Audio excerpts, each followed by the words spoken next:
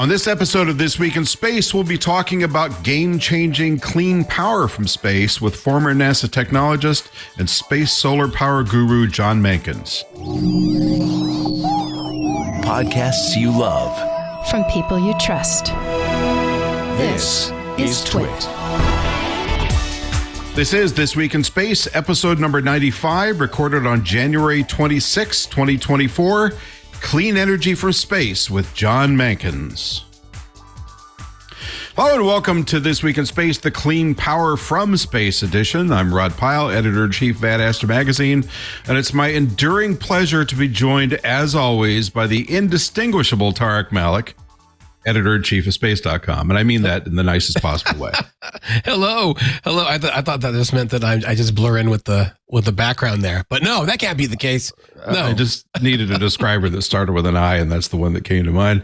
We'll be joined today in a few minutes by John Mankins, who is an expert in space solar power. John was one of the original architects of the current iteration of plans for clean power from space from the United States. During his time in senior management positions at NASA and NASA Jet Propulsion Laboratory, and has been working on this for decades, is a world-class expert on space solar power, and there aren't many, and continues to research and advocate for space solar power today. He's also on the board of directors of the National Space Society and has a resume of achievements and affiliations that are, longer than these two arms. So they're big. But before we get to John, a couple of housekeeping memos. Just a reminder that Twit needs your help. We want to keep our show in the air and Twit available at all. And you can help for just $7 a month by joining Club Twit. And we'll talk more about that at the end of the episode. Easy to do. And it's good for you. It's good for us. It's good for everybody. And it's survey time still. You've got just a few days left to do this. The annual Twit survey helps us keep informed of audience wants and thoughts and desires, and who you are, and helps us make your listening experience better despite my lame dad space jokes. Now, when I say who you are, I don't mean that we keep individual information, but we do like to know what kind of audience we've got. So we know that you're all smart. We know that you're all dedicated to your communities. We know that you're technically savvy, and that's the kind of thing that we like to keep abreast of. It only takes a few minutes. Your data stays private, very important, and the last day to take it is January 31st, end of the month. And don't forget to tell them that you're listening to This Week in Space, because we want the love. All right, it's time for my trademark bad dad space joke. I'm ready. And one more from our increasingly good pal, Tucker Drake, from the Will Eisner book, 101 Space Jokes. Tucker! This one's a bit of a head scratcher. Two astronauts were stranded on a deserted planet, which I guess at that point kind of wasn't deserted by definition, but you get the idea. Astronaut 1, I'm so lonely I could cry. Astronaut 2, what do you mean lonely? I'm here. Astronaut 1, that's what I mean. Sorry, that was the punchline, in case anybody was wondering. That's like the worst case scenario, is to be stuck on a planet with someone you absolutely can't stand. So are you just happy to be talking about me, or are you just I'm not. No, Rod, I love you, Rod. Think of the fun we'd have, and you'd only have to manage me instead of all of space.com. I don't have to outrun the space alien on that planet, Rod. I only have to outrun you. So that's right. So this reminds me of my Arctic adventure. When we're up there, there's 8 of us, including Pascal, and we're about the same size and age. And we're getting the polar bear lecture, what to do. Somebody's got a shotgun, but you try not to use it, and you try to get away and so forth. And when they were talking about the running away part, everybody, there's 7 people looking at me as if to say, well, we know who he'll get first. They took great comfort in that, which I did not. All right, let's get some headlines banged out here. Yes, let's do that. So, the big one for me is the Ingenuity Mars helicopter, which has been an amazing program. They wanted at least one flight for like 30 seconds. They would have been happy with that. Yeah. The baseline they hoped for was 5 flights, which they passed eons ago. And now we're at about 15 times that at 72 flights. But alas, it's had its last flight. Tell us why. That's right. That's right. The Mars Ingenuity helicopter will fly no more. Actually, just the day before you and I are recording this, late in the afternoon, NASA announced that due to some rotor damage, this tiny little helicopter drone has these two rotor blades on it to keep it aloft. It can't fly anymore. And sadly they learned about it this week, but a lot of this happened last week as we're recording this, when NASA lost contact with the helicopter during its 70-second flight. Like, it just went, right. It like disappeared. And what they think happened is something happened to the helicopter, maybe on its way down or whatnot, but it has this kind of landmark based navigation system. It looks for things like rocks and stuff and say, okay, that's where I am. And apparently it was just flying over a really boring part of Mars, and there was nothing bland. They called it like featurelessness of it. And because of that, it got confused, and it went into like an auto land sequence, and either it experienced like a power dropout on the way down and then crashed, or on after touching the ground, maybe it was a little bit bumpy, or on a tilt, its rotors hit the ground or something. It had some kind of an impact, and it damaged about half at least of one of the 2-foot long rotors. And that's really bad, because the atmosphere on Mars is super, super thin. We've got for folks on the video, we've got a picture of the damaged rotor now. They know this because they can see the damage in a shadow of the rotor on the ground. So they know that it's damaged. And because the atmosphere of Mars is so, so thin, and the blades spin so fast, it messes up the balance, and the helicopter can't fly anymore. So the upside is it's not dead. NASA can talk to it, but only as long as the rover is in range. Only as long as Perseverance, its parent rover, is in range. So they're going to study the systems on board, kind of use it again for the engineering science, until Perseverance has to pack up and leave the area, and they eventually lose contact with Ingenuity. But like, as you mentioned, Rod, its first flight was in April of after the landing in 2021. April 2021, I think, was the first flight. They had until May to get those 5 flights in. They got 72 in 3 years. And in fact, they kind of modified this. This is just a technology demonstrator. They didn't know if it would ever work. And now they've proven that they can fly helicopters on other planets. They've greenlit the Dragonfly mission to Titan based on the success that they saw here. And that's a nuclear powered helicopter. And 2 of these similar types of tiny drones for the Mars sample return mission. And although, of course, that budget's but they're going to be bigger, because those are actually retrieval drones. Yes, but it's still like they were on the mission, but now they're relooking at the budget. Yeah, and we don't know if they're going to make. Well, but they all lead back to this one helicopter, which almost never got put on the rover in the beginning. And this is the Pathfinder of planetary helicopters, right? Exactly, and it. Just like everything JPL builds, and I know that you're an alum, right, from the folks that work there. They dared mighty with this one, and they hit it out of the park. So, RIP Ingenuity, we will miss you.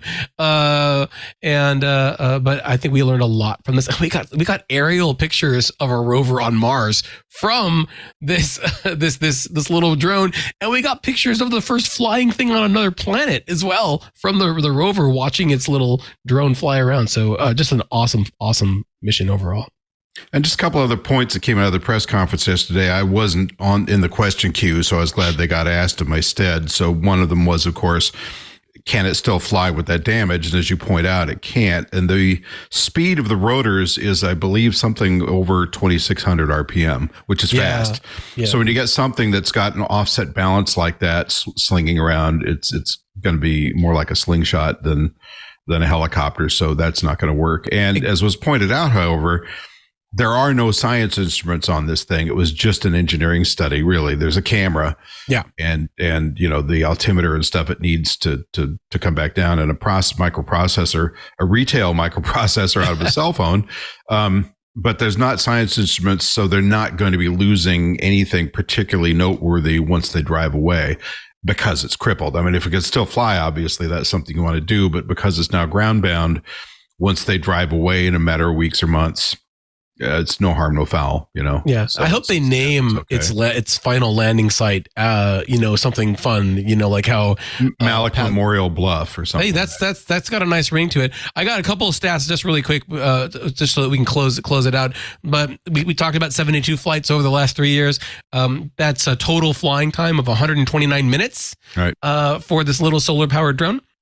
It covered about 11 miles of ground as it flew around, according to its flight log. And as you mentioned and it weighed about 4 pounds, if anyone is wondering, a very, very small kind of a thing. And if it had tried to fly, because it was so balanced and it has to spin its rotors so fast, it would most likely just rip itself apart. The rotors would fly apart coming off because they would be so off balance, is what NASA said during the call last night. So okay, so let's get through these two stories so we can get to the meat of the episode here. Yes. Speaking of hard landings, that's right. The Japanese slim lander came down on the moon. Successful soft landing, but not necessarily a successful outcome. Yeah, this is a really interesting one because, Japan made history with the slim landing and to become like the 5th country to do so. And they kind of jettisoned out these tiny probes on the way down. And one of the probes took a picture of the lander and it landed on its nose, basically. And that's what, so it's almost upside down from this picture. And yet they're hailing it as a success. They're hopeful that eventually the solar panels, which are pointed kind of like away from the sun, will get some sunlight and they can do some science on board. But one of the key takeaways from a press conference that JAXA had this week was that they have proved, and I quote, that you can land wherever you want on the moon with this technology. That this one, also another technology demonstrator for the moon, was there. I just think it's adorable that these two little micro probes that it kind of just like spit out on the way down took photos of it, and they got photos from the lander itself of the terrain after it landed too. So it wasn't like it bounced and then turned off. They actually got data and science from the surface of the moon too, and they're committed. JAXA is to building newer and future probes to follow up on this technology. They can use it now to kind of land wherever they feel like. They've proven that concept out, they feel. All right, and finally, I know you did this just for me. I'll quote you. Hubble has found something hot and steamy in space. I don't know what you're talking about, Rob. I reserve comment. Go for it. Yeah, so the Hubble Space Telescope, decades on. I know James Webb is the shiny new toy, but it's found a new exoplanet called GJ9872d, and the scientists described it as a hot and steamy world.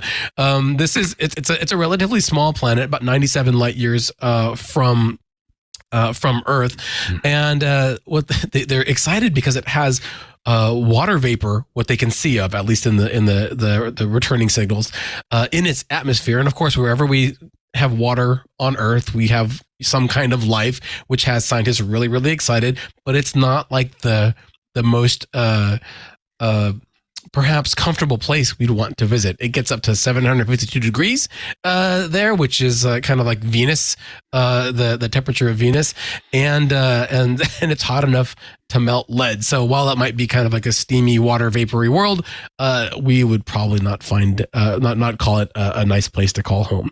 But still, very interesting because it's the smallest exoplanet that they've found so far with what looks like water vapor, which is we're getting kind of closer and closer to that second Earth, that Earth counterpart that we can find in terms of size with this ingredient for life. So. Sounds like our love lives many years ago. Well, all right. Well, thank you for that. And we will be right back after this message with John Mankins to talk about clean power from space. Stay with us. And we are back with John Mankins of Mankins Space Technology to talk about clean energy from space. It goes by many names: space-based solar power, space solar power. I've seen a few others, but basically the idea is it's a good thing, and once it's deployed, has no carbon footprint, which you can say about very few other types of power. So hello, John. Thanks for joining us. Really appreciate you coming by. Good morning from California. Great to be with you. Not just California, but from the prettiest part of California. The California Central Coast, which is gorgeous right this time of year. Well, I wish I could say that about Los Angeles, but it's never the case. So, John, if you could just give us a quick backgrounder about where you came from when you got into this, because you were there at NASA, as I understand, at the very beginning of this conversation about power coming from space. Is that right? Luckily, no. Okay. The first era of the space solar power back in the 1940s was just a couple of stories in science fiction magazines. No real concepts for how to do it. The second era was in the late 1960s when Peter Glazier of Arthur D. Little invented the solar power satellite and patented it. He got a patent in 1973. He and a real wonderful man, a brilliant man, Bill Brown at Raytheon, who invented wireless power transmission, were the initial champions of space solar power in the early 1970s when I was still in middle school, still in the 8th grade. So luckily I wasn't part of the very beginning. In the late 1970s, there were studies on the concept, and that's about the time when I went to work for JPL.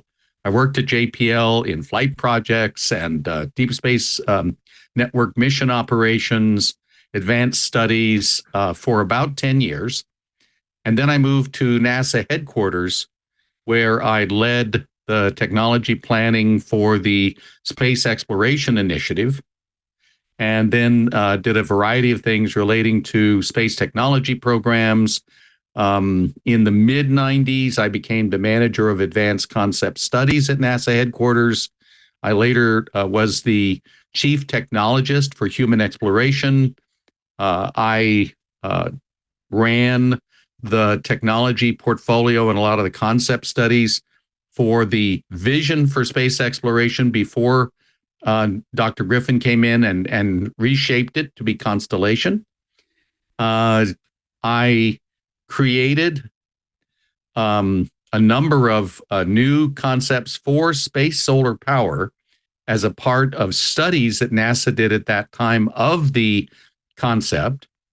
I wrote the first detailed definitions of the technology readiness levels, or TRLs, that many people are familiar with. These days, they're an ISO standard and are globally used to monitor and measure and anticipate the development of new technologies. And about 2005, I left NASA, and since then, I've been an entrepreneur and a consultant, and doing a lot of pro bono work with the National Space Society, with the International Academy of Astronautics, the International Astronautical Federation. I've probably published something like 200 plus papers and a couple of books. I've tried to keep busy with innovation, and one of the most interesting and controversial subjects that I got involved with some 30 years ago at NASA headquarters was space solar power. And so it's a great topic for today. All right. So if you would just kind of give us a run up for people who may not have been exposed to this, what is space solar power and its key advantages? So in space near Earth, the sun shines 24/7 and has about 30% more energy in a square foot of, or a square meter of sunlight than the brightest, clearest summer day in Arizona here in the U.S. So about 1,400 watts per square meter in terms of energy versus about 1,000 watts per square meter at midday on a clear day in the desert near the equator here on Earth. Space solar power is the idea of sending large systems, building them up in space, build them in space, and use them to harvest the solar energy, which is more intense and constant there, and send it by wireless means to markets here on Earth. Very simple concept. And as I mentioned, it's been around since the late 1960s as an operational idea, and for 80 plus years as a vision in science fiction. Can I ask, I mean, John, it is a simple concept, it seems. You're thinking about renewable energy, you think about solar panels, you put them where the sun is always shining, and then you beam that to Earth. It seems like so beneficial the way that you describe it, and yet here it is 2024, and we still don't have this stuff. I mean, I assume that there's either some sort of insurmountable technical hurdle or something for a reason that we haven't done it, or what is there even one overarching thing that we don't have it if it's been studied since the 60s? So fundamentally, the physics of a solar power satellite is extraordinarily well established. It's the same physics, the same component engineering that is used in every communication satellite that ever flew, Starlinks to TDRS up in tracking and data relay satellites up in geostationary Earth orbit. Same physics that makes GPS a success, which we use every day for everything to get to anywhere in our cars. The issue with space solar power, with the concept of the solar power satellite, it's not the physics, it's not the basic technology. It's not like, for example, with fusion, where after 70 years of research, they're still just inching up on break even after tens of billions of dollars. So the physics is not yet proven for magnetic confinement fusion, as an example. Just the last year or so, laser detonation fusion was proven here in California at the UC system. But the problem is cost. Mm-hmm. Solar energy, thank God, is fairly diffuse. Otherwise, we would all fry. Yes. But that means that systems that are going to collect solar energy and deliver it in meaningful scale to the markets on the Earth have to be huge.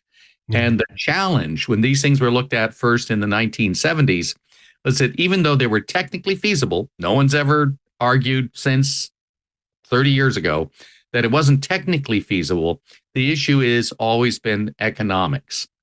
And as I'm sure we'll get into in a few moments, it's these barriers, the economic barriers, that have started to fall in the last decade. And I guess I know you kind of touched on it, but the hardware that we're talking about is, you've got a satellite, we've got that technology set, but is it the receiving end then, the costs for that and setting that up, and then I guess you have to get all of the permissions, to build anything like that and work with people who maybe don't want power being beamed down from space in their backyard. Is that the cost that we're looking at right now, or are there advances that we have to make to get that efficiency to where it's economically feasible? So you absolutely have to improve the efficiency of the key technologies, photovoltaic cells, wireless power transmission, the cost of launch, all of those things. Improvements are needed. However, the engineering of wireless power transmission was first demonstrated on the Walter Cronkite NewsHour in 1963. So it's got a long heritage. The problem is how to do it not on a kilowatt scale, like a microwave oven kind of scale, but to do it on 1,000 megawatt scale, which is sort of at the scale at which you're powering cities. And those are remarkably large systems. Mm-hmm. And in those cases, it's not, and I give you one example of how the technology has changed. So in the 1970s, when this was looked at, photovoltaic cells were still relatively new. Nobody was using them on Earth. And And for space, the estimated efficiency was 10%. So 10% of the sunlight falling on a photovoltaic cell in a communication satellite, 10% of that sunlight was turned into electricity. Today, the efficiency for operational cells, PV cells, for example, for satellites, is up to 30%. Oh, wow. So a threefold improvement. And that directly reduces the amount of area of PV cells that are necessary for a given amount of power. And in the laboratory, efficiencies up to about 50% have been achieved. So there's huge improvement since the 70s, room for more improvement. Similarly, do you mind if I just give you a couple more? Yes, please. Okay. So similarly, in the cost of launch, so it has always been said, oh, space is hard. It's always going to be expensive to go to space. You know, it costs $30,000 a kilogram, or $10,000 or $20,000 a pound for the space shuttle to launch anything to space, and that's just the way it's got to be. Mm-hmm. And that's what people believed right up until 2015, when the first Falcon 9 reusable launched. That's right. And before that, it was an article of faith among good, solid, conservative, reliable systems engineers that in radically improving the cost of launch was a bridge too far. It was just not something we were going to be able to do. And now all of a sudden, 9 years ago, this thing is going up and coming down and going up and coming down. And it's not just that it's reusable, but the booster itself is cheap. Yeah. And so today there's SpaceX is working aggressively on the Starship with its big booster, and is anticipating costs will go from around $2,000 a kilogram, where they are with the Falcon 9 reusable, down to around $200 a kilogram, and that's down from $20,000 with the shuttle, or $40,000 a kilogram, depending on how you rack and stack the costs with the SLS launcher.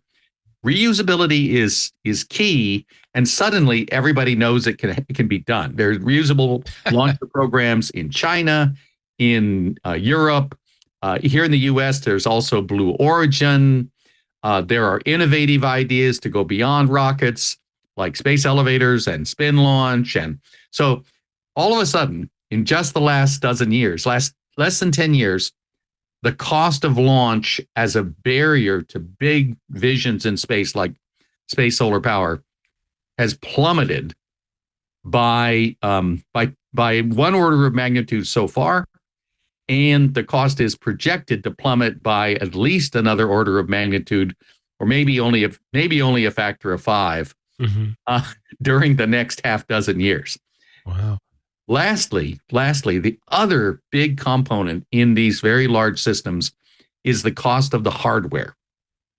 So you got to be able to collect, convert, and transmit the energy efficiently. Talked about that. You got to be able to get these big systems into space at an affordable price. Talked about that. The last one is, how much does the platform itself cost? Because it's going to be huge. And in the last 5 years, it has been proven by Starlink, by OneWeb, by Kuiper System, by all these programs that are commercial programs that are pursuing mass-produced space hardware, that you can make space systems super cheap for on the order of $1,000 a kilogram or less, whereas traditionally a large satellite and geostation in Earth orbit was projected to cost on the order of $100,000 a kilogram. So there again, this is one where it's already proven that if you can make your system like Starlink or OneWeb or Kuiper, if you can make your system out of lots of small pieces, and you can mass produce those pieces, even though they're complicated space systems, just like jet engines, just like the avionics in an Airbus 350 or a Boeing 777, and do it at a very affordable price. So with those three barriers being shattered really, over the last 10 years, it radically changes the doability and the economics that you can expect for space solar power. All right. Well, we are going to come back. You've given me a perfect pivot point here. Thank you, John. We will be back after a quick break to talk about NASA and space solar power. Stand by. So, John, you're going to have to excuse me because there's 3 or 4 fish hooks in this question, but you'll see the main one right away because we've been talking about it a lot between us. Space solar power sort of really gained initial traction as an idea in the United States. And then over the decades, as things will do in the United States, it sort of seemed to lose some of its propulsive force. Japan got interested, Europe got interested, now China's interested. And as we've seen, once China decides to do something, it's a little easier for them to keep it going because they just have one administration. They don't change every 4 to 8 years, and they may never change again. So here we are in the U.S. still thinking about, okay, are we going to do this? How are we going to do this? And NASA says we'll do a study. So it takes a few more years than expected. Finally, the study comes out, and it's a specific office of NASA. So it's a NASA commission study, I guess. And it wasn't quite what we expected. So I wonder if you could talk about that a bit. So the study, which you can find online if anybody wants to take a look at it, it represents a really strong methodology, i.e. the analytical methodology, looking at the economics is fine. And looking at various scenarios and different sets of assumptions, and then exploring how do those assumptions impact the final numbers. The findings and recommendations are not bad. They're pretty good. And they recommend NASA should work with international partners, and says that NASA technology is relevant to doing space solar power, things like robotics and so on. And that's all perfectly true. Good component technologies. NASA has excellent researchers and funds great research through programs like Small Business Innovation Research.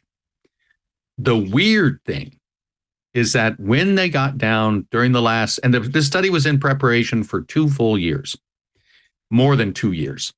About a year ago, it went into a cycle of re-editing and rewriting.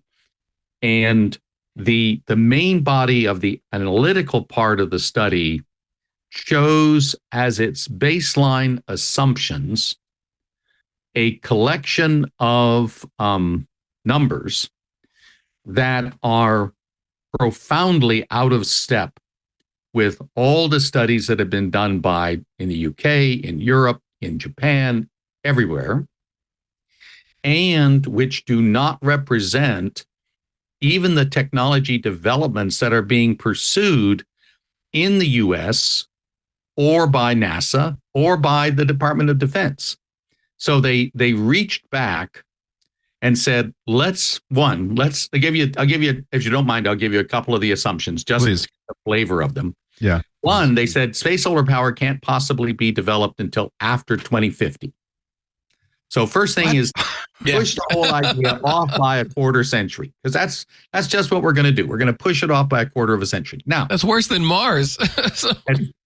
and it's even worse than Mars. Now, in 2050, we're going to assume that the cost, that there's going to be a Falcon 9 replacer, there's going to be Starship, but the cost of launch for Starship is going to be $1,000 a kilogram rather than the $100 to $200 a kilogram that SpaceX has talked about.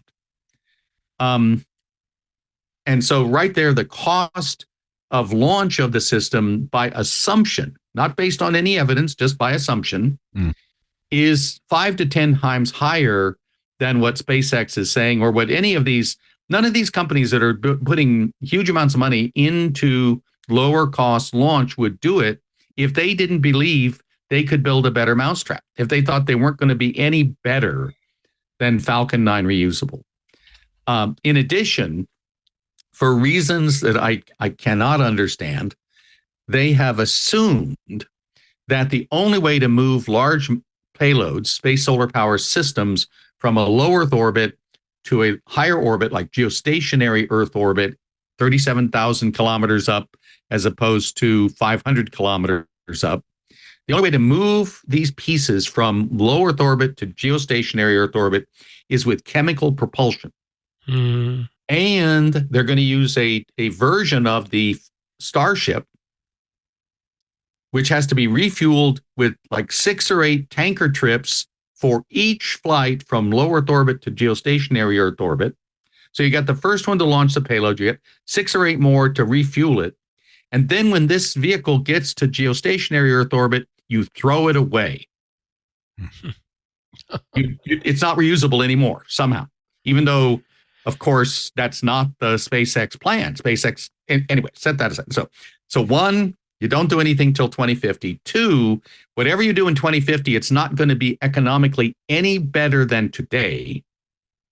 And it's the worst version of today, because what you could assume is you use higher efficiency propulsion systems, such as solar electric propulsion, which is now being used by basically all communication satellites. The Starlink satellite system with its 5,000 satellites, I think now they're on the order of 5,000. All of those have electric thrusters on them. So mass production of low cost, high efficiency electric propulsion has been demonstrated by the biggest satellite constellation in history. Another assumption, which is stupendous, is, and I mean that facetiously, is that given all of that, they have assumed that they've assumed that the solar power satellite will require something which the satellite itself only costs something like $10-12 billion in their estimate. And that's not a bad number. They based their system concepts on a concept that I came up with, SPS Alpha, and one that the Japanese have studied, which is a sandwich array, which we can talk about more if you want the definition. At any event, the cost of the satellite's not bad. It's like $10-12 billion. However, then there are 2 really hammering assumptions. One, that it's going to cost like $157 billion for the maintenance of the solar power satellite, even though it only costs like 10 or 12. And I'm not trying to get the exact numbers. But in addition to that, the solar power satellite, with its $157 billion worth of maintenance, only lives for 10 years. Huh. After 10 years, you have to throw the whole thing away and build a completely new one if you want to continue to have power. So at the end of the day, the studies that didn't find space solar power to be economically viable in the 1970s, their system concepts, the technologies they assumed, the numbers they put together, at the bottom line, in 1970, NASA said it's going to be about $500 billion to $1 trillion to deliver 300 gigawatts, 300,000 megawatts. Now that works out to be about $1.50 to $2 per watt. And that was expensive, far more expensive than gas or coal or oil. And so it wasn't viewed to be economically viable.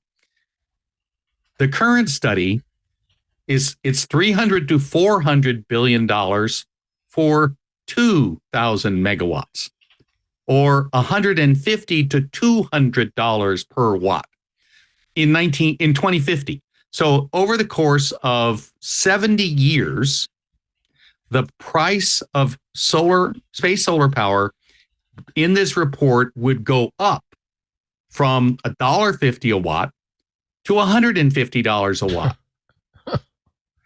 It's just sort of a bottom line that gives you I think could give you a feeling for how weird these assumptions are. They took the worst of the worst of the worst possible assumptions and combined them to get their baseline number.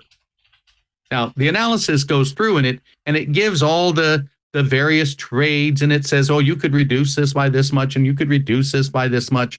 And buried in the middle of the report is a comment, that if you actually took the reasonable assumptions that everybody else is making about Starship and space hardware and lifetime and so on, you get down to something like 3 to 5 cents a kilowatt hour.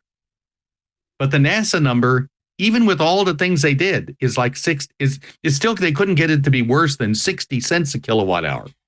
But they tried. A for effort.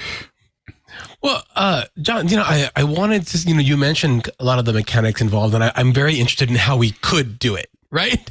And I know that you have a great concept that I was hoping you can kind of walk us through, because I've seen in the report that you mentioned that we were discussing from NASA, they've got the primary methods that they're talking about, this heliostat with a swarm of satellites that are getting the power and then beaming it down, I believe through microwaves, and then this planar array, and if James Bond's Die Another Day is correct, you can always put a mirror up in space too, and then reflect all of that down to a solar farm on Earth.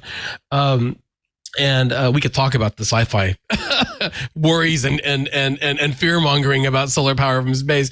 But can you walk us through like the mechanics then of how you see a great system? Because as you mentioned, we have these more affordable launch systems. Some, like Blue Origin, are going to have huge payload fairings to fit giant platforms like this in. So what would you say was the optimized like size for the platform? How is it going to get the energy to Earth? How do you collect it and then distribute it that way? Like what's the perfect system right now that we could do? So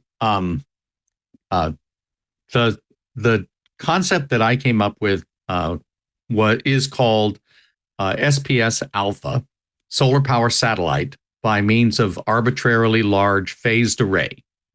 And what that means is it's a hypermodular and highly scalable approach where you could build out of the piece parts a solar powered satellite with 10 megawatts or 100 megawatts or 1,000 megawatts, all with the same piece part. So that's hypermodular, means you got the same kind of pieces and you just add more and more pieces to scale up more and more.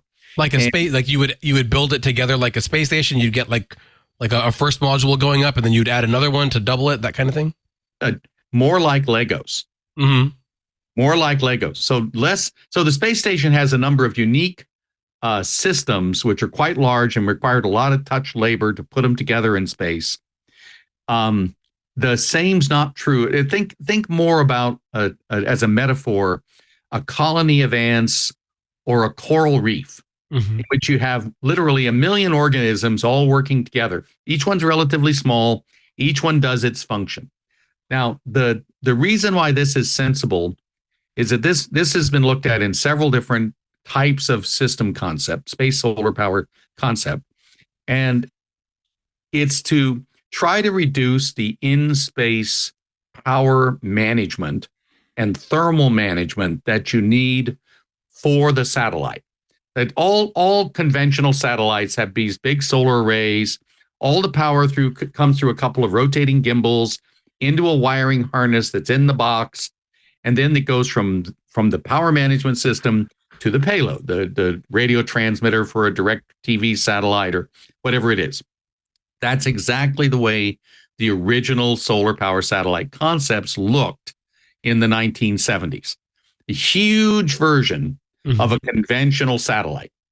Well, in the 1990s, partially through the studies that I was doing, partially through at NASA and with the team there, and partially through the work that was being done in Japan especially, the idea of a sandwich module emerged. And with the sandwich module, you basically, I've got incoming photovoltaics. I got incoming sunlight that's going to hit on a photovoltaic cell, and then I've got to take that and process it with electronics and send it out of the satellite with an RF transmitter and an antenna. Well, all of that, to do that, that's like 2 kilograms, 5 kilograms. It's like 10 pounds worth of hardware. But in the reference system concept of the 1970s, you had this huge solar array that was separate from the transmitter. You had thousands of megawatts of power in this huge power grid in space. You don't need any of that. you can simply have, like if you think about it, like the table in your kitchen or a card table, the top is the photovoltaic array, the bottom is the RF transmitter array, and in between is the electronics and some structure. It's like a pizza box. The lid of the box, the bottom of the box, and the pizza in the middle. Well, it doesn't need it to be any bigger than a pizza box in principle as a module. Now, but there's a dilemma, and that is in these concepts, the RF transmitter always has to point at the Earth. Otherwise, it can't send power down. But as these satellites go around the planet, sometimes the sun is above them, sometimes the sun is in front of them, sometimes the sun is off to the side. The only time it can really generate power efficiently is when the sun is at local noontime, i.e. the satellite is between the sun and the Earth. And what SPS Alpha did as a concept is it added one more element, and that is a very modular array of heliostats, of reflectors on a supporting structure, so that as this planar array, PV structure and power electronics and RF transmitters, as it goes around the Earth, it is supported by a set of mirrors up above it so that it is constantly illuminated by the sunlight. Okay. So that's how it works. So just really quick, I've got my pizza box array in space with mirrors sticking off from it that can then make sure that the sunlight is hitting the top of the pizza box so that the bottom, which is always facing the Earth, is beaming that power through radio waves. Is that kind of like the simple take to it? Yes, and but then of course, just to go back to the colony of ants or the coral reef, but it's 1 million pizza boxes. Okay. You gotta have a lot of sunlight to power cities, and the physics of wireless power transmission is such that the optimum frequencies that go through the weather and through clouds and so on are in what's called the microwave regime, like 2 to 8 gigahertz. It's called. It's wavelengths that are about as long as your hand, or in the visible. And of course, the visible is like lasers and whatnot. But visible light, as you know from any cloudy day, doesn't pass very well through weather. And so if you want power 24/7 from a solar power satellite, you go with a version of microwaves. And that means that the system has to be large. So that's the 1 million pizza boxes. All right. Well, I have a burning question to ask, but we first have to take one more quick break, and we will be right back. So, John, we have this idea that's been growing for decades. We're at a point now where it seems more economically viable than ever, where there don't seem to be any major technological breakthroughs that need to occur. You know, there's incremental advances and so forth that would be beneficial for it. But as you've explained, the physics of it makes sense, and we understand all the core engineering. We also have something that the U.S. seems to really need often to get off the mark, which is international competition.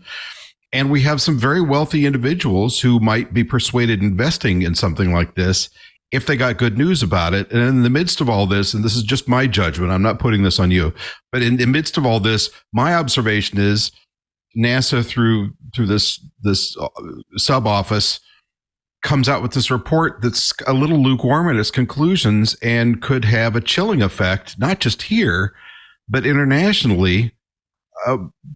Why would something like that happen unless it's really sound core thinking, which it doesn't sound like it necessarily is? And B, what do we have to do to move past this? Yeah. So it is absolutely true that there is more interest and more activity internationally than there ever has been before. There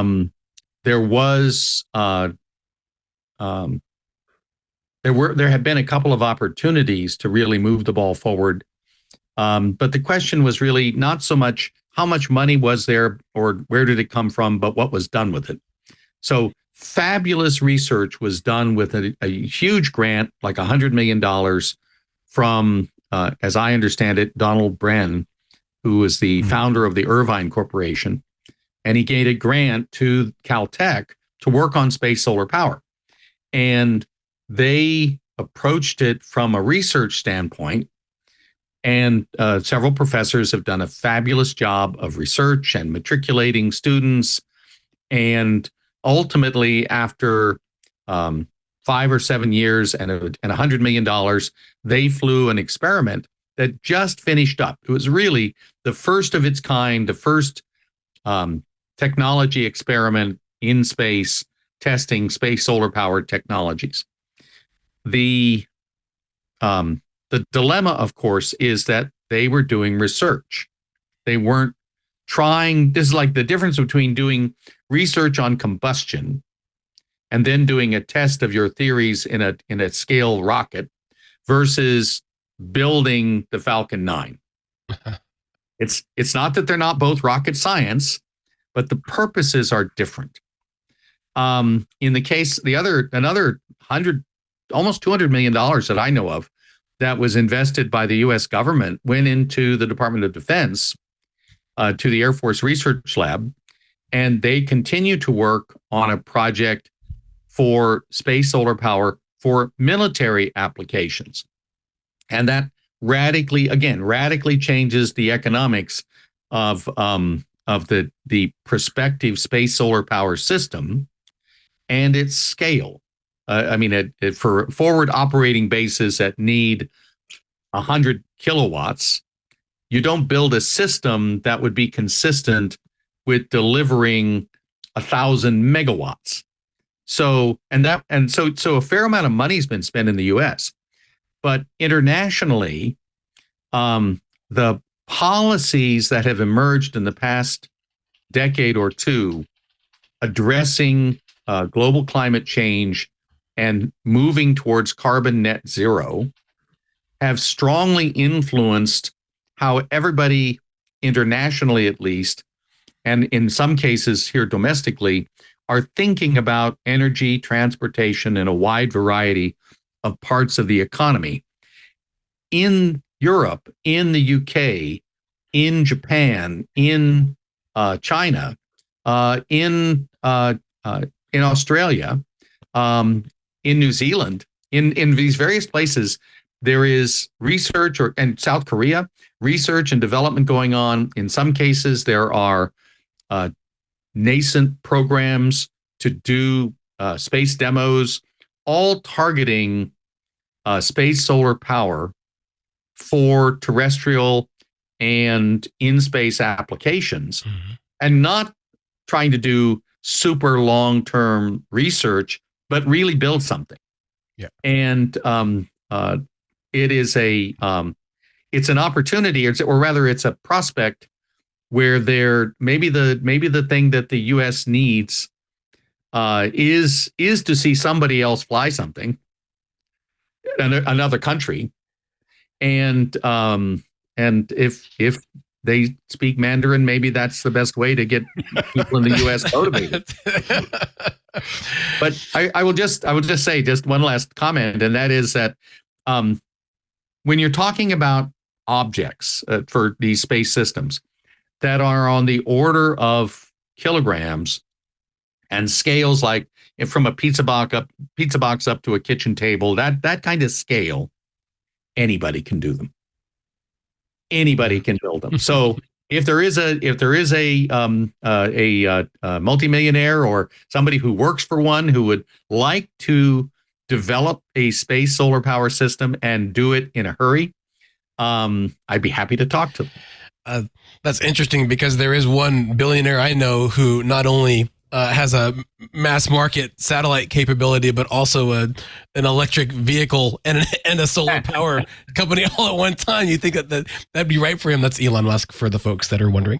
I probably have time for like one last question, John, but I did want to ask about safety, because we're talking about beaming energy or delivering energy from space to the Earth.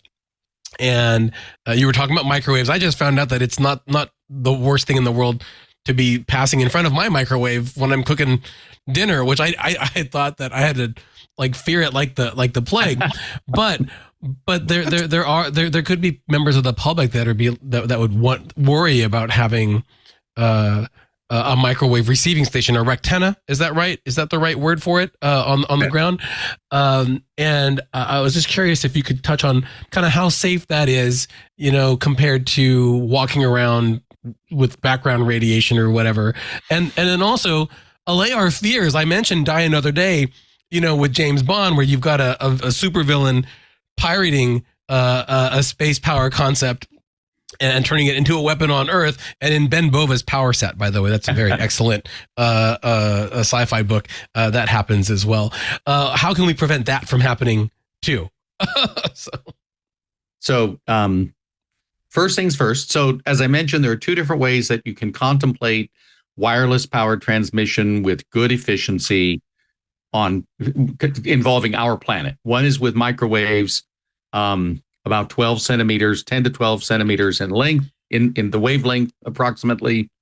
And the other is with lasers, which are like nanometers.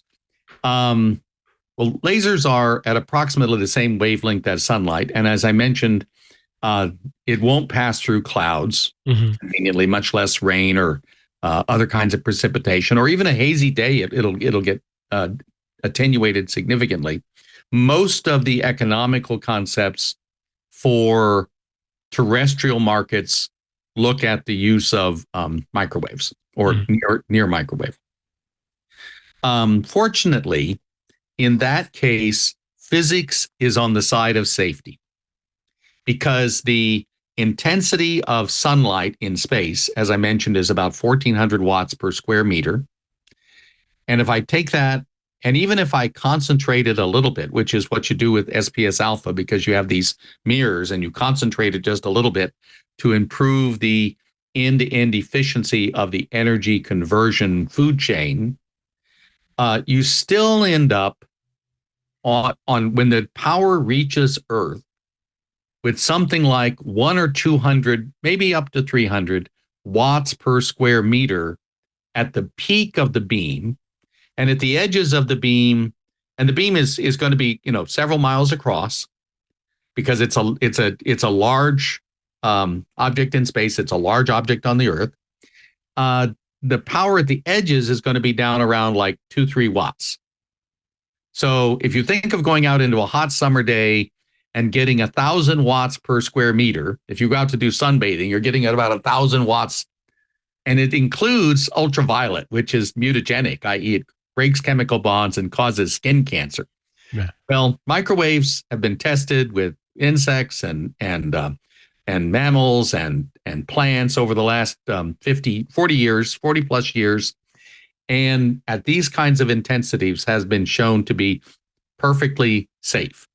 They will cause a little heating, which is why microwave ovens can heat up your cup of tea, but they don't break chemical bonds. They can't break chemical bonds. So they're not mutagenic. They can't cause eye damage. So you cannot concentrate it anymore based on what's called the physics of diffraction limited optics.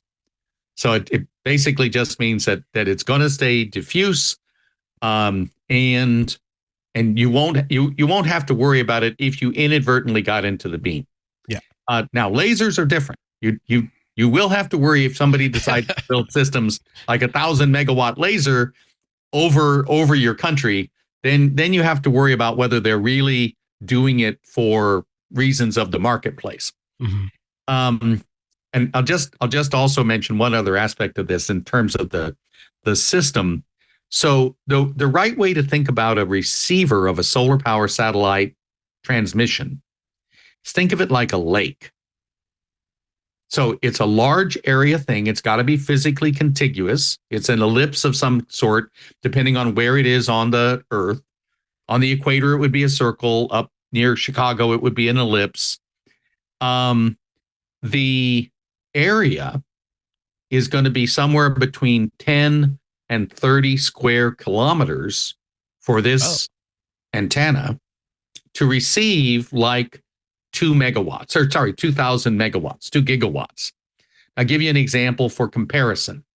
The Lake Mead, which is the lake that feeds Hoover Dam, is about 415 square kilometers in terms of its water surface area.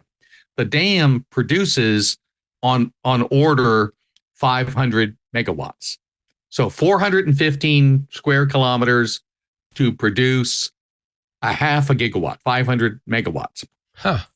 In the case of SPS Alpha, the Mark III version, the receiver would be about 29 square kilometers and deliver 2,000 megawatts. So 4 times more power for less than 8% of the area. But nobody's getting solar power satellite power to their home. But outside of your town, you could have a lake over an electric lake over, farmland or desert or offshore on a lake or out of the ocean. And you'd get power whenever you wanted it dispatched from space at 15 times more power than per square meter than hydropower. I'm sold. I'm sold, Rod.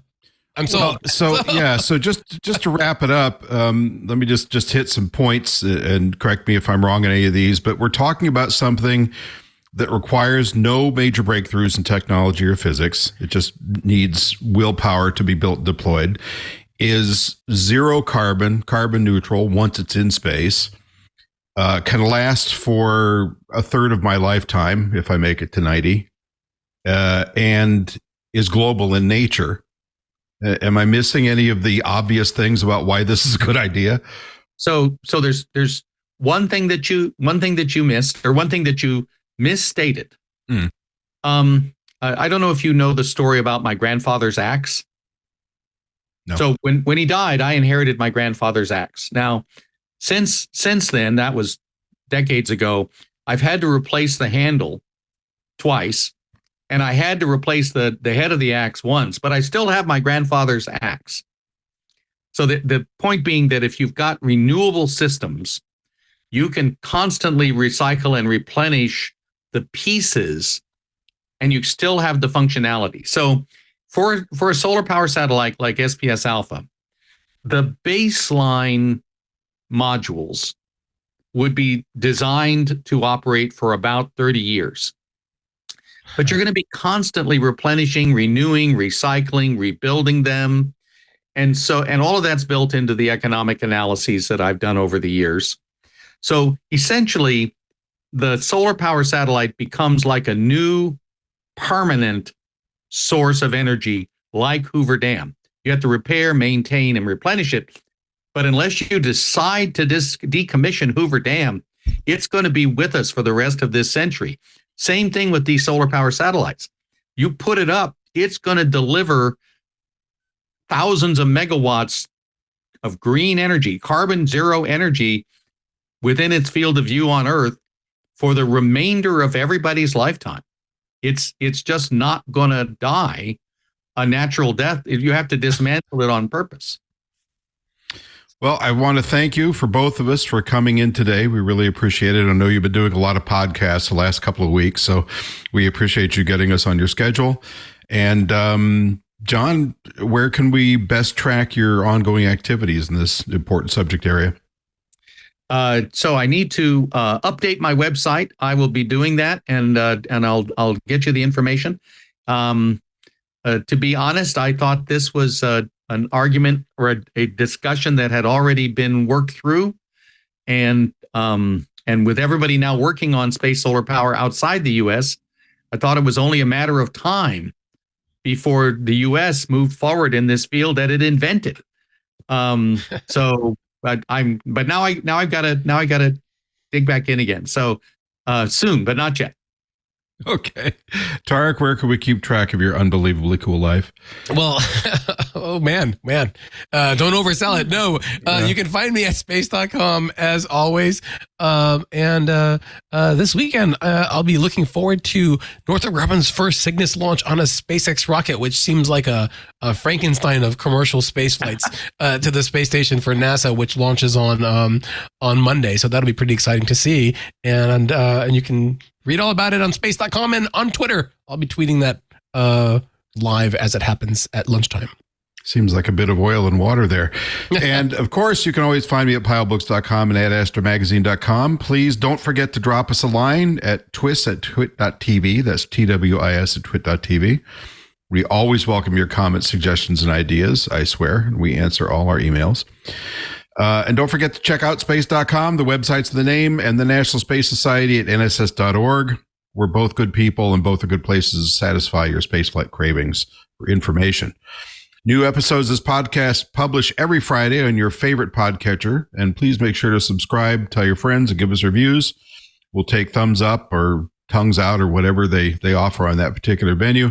And don't forget, you can get all the great programming on the Twit Network ad-free on Club Twit, as well as some extras that are only available there for just $7 per month. That's less than a super mega soy vegan MSG-free Frappuccino. And you've heard Leo talk about the tough times facing podcasters.